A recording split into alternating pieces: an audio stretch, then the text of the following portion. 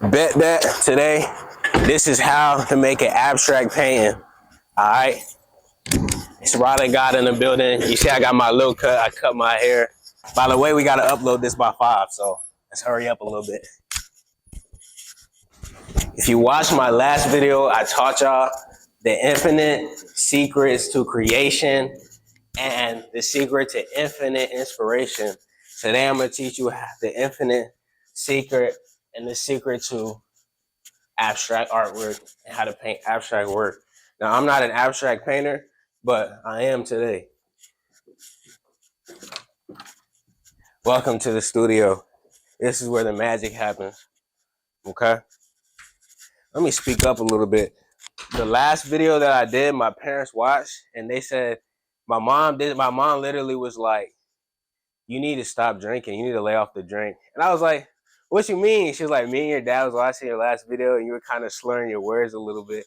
And I was like, what the fuck? I didn't even drink before the video. Like, I don't even drink like that. So I got to give y'all some energy today. Last video, so I'll slur my words and shit.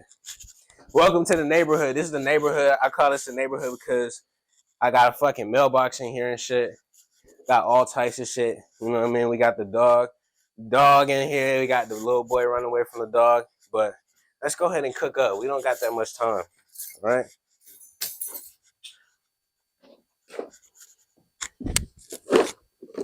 All right. Now, first of all, the key to a good abstract painting, the key to a good painting is a color palette. All right? A good color palette. So today, I'm using these cheap acrylic paint that I got from Jerry's Autorama. If you know, you know. I'm going to be using primary yellow, ultramarine blue, brilliant red,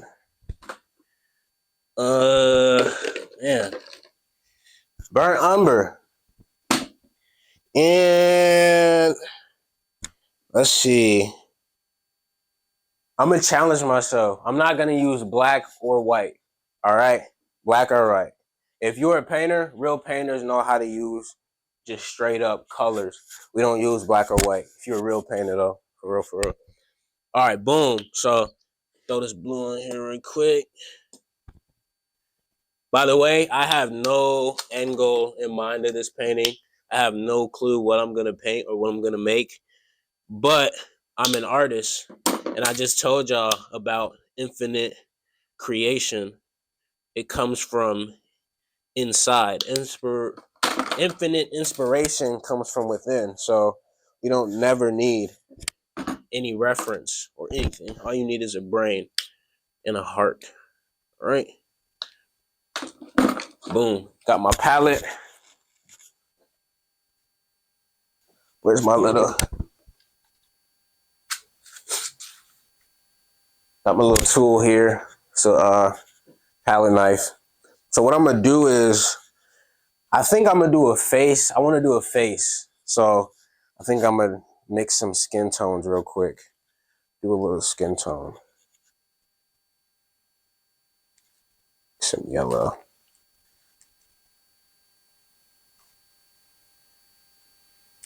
Now, for those of us who are artists, skin tones is very hard to do, especially darker skin tones.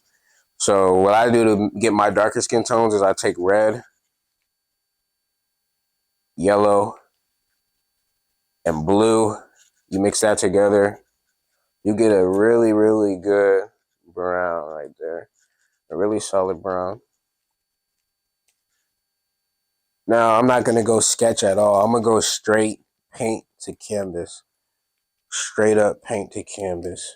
Right. All right. Time to start.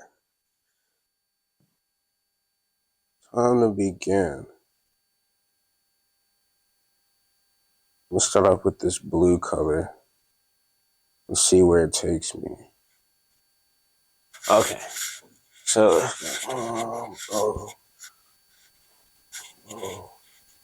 start right here.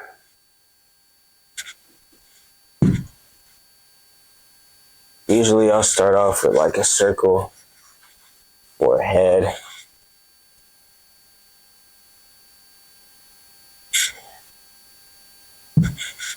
Let's call this an abstract figuration piece. You know, I said we're going to make something abstract. How to make an abstract piece. That was clickbait. We're going to make a abstract figurative piece, honestly, because I'm a figurative painter at the moment. Notice I said at the moment. As an artist, don't box yourself in. Why would you box yourself into a certain movement or a certain art style when you can do many different art styles? You can experiment however you want to. You don't have to stick to one thing. Sticking to one thing is boring. You know what I mean? Of course, like learn and master whatever it is you're currently working on, but don't do that for the rest of your life. All right, we got us a little face shape. Let's put our nose right here, something like that. And let's go with our mouth somewhere right here. And our chin will be right about here. Okay. All right. Got a little nice face thing going here. The direction of this line right here makes me want to use this as his neckline to kind of like, maybe he's a guy and he's looking at something over here. He's going to be looking at something. So let's kind of make this his neck right here. A little nice slim neck. He'll be looking at whatever's over there. Let's give him some. Let's do this first. Finish his face. So this is just my stylistic thing I like to give people, like these bubble cheeks. One thing about my artwork is that I like to say the N-word in many different ways. Like if you look at my artwork, it's basically the visual N-word a whole bunch of times. I find different ways to say the N-word. And that just comes from like art history in relationship to Black art history. When we talk about Black art history, a lot of like Black artists that we don't know of, they said the N-word. They weren't very popular, very big artists, but they definitely use like blackface imagery. And so I'm like continuing that conversation within the art. And whether it's respected or not, I don't really give a fuck, honestly. Fuck all that. Still do my thing. There we go. There we go. Nice little eye right here. Eye going right here. This is coming out pretty good so far. I don't hate it. Usually I hate my work when I'm making it. I have a love-hate relationship with this. To give him some angry eyebrows. Like, oh, Rob, why are all your characters angry? Because, nigga, I'm mad. Like, there's nothing to be happy about right now, honestly. Not no depression, though. All right. Now we got a little face here. Should I leave him bald or let's give him some hair? Let's give him some hair. I'm not gonna go him like that. This is the fun part about abstract art.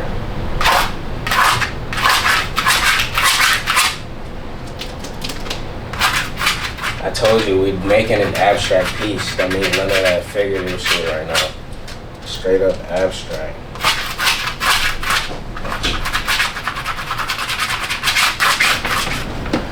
Now what I have here are shells. These are shells, not that. These are what we call cowrie shells. Cowrie shells used to be a form of currency in Africa. And I kind of use these now to kind of make pieces look enshrined or look like almost like a ritual, because that's what these are used for now. In certain African spiritual systems, they use these for spiritual rituals. we're not gonna get too deep into that in this video. But yeah, I'm gonna put some of these bad boys on there. It's something I've been wanting to do for a minute. Just kind of be free with what I make and not have any boundaries when I create. Just kind of like create something different with different materials, different style. You know, I never like to create the same type of work twice, which is why when I had my solo show, it was so fucking hard to get started, you know what I mean? Because it was like I had an idea for the work and I had a bunch of reference artworks for this show that I wanted to make work like, but creating work that was similar, telling the same story was very hard for me because I like to do a lot of things. I'm not restricted to one style or one medium because I know how to do a lot of different mediums and a lot of different styles. So that was hard for me, but it was a good challenge and the outcome was like really, really good. Check out the Jungle Jazz recap vid if you missed that. Really dope. But yeah, just to experiment with different mediums, different materials, different styles. It's something that I never want to get away from. I always want to innovate and continuously do that. You know what I mean? No matter what. I'm getting like glue all over myself. It's okay.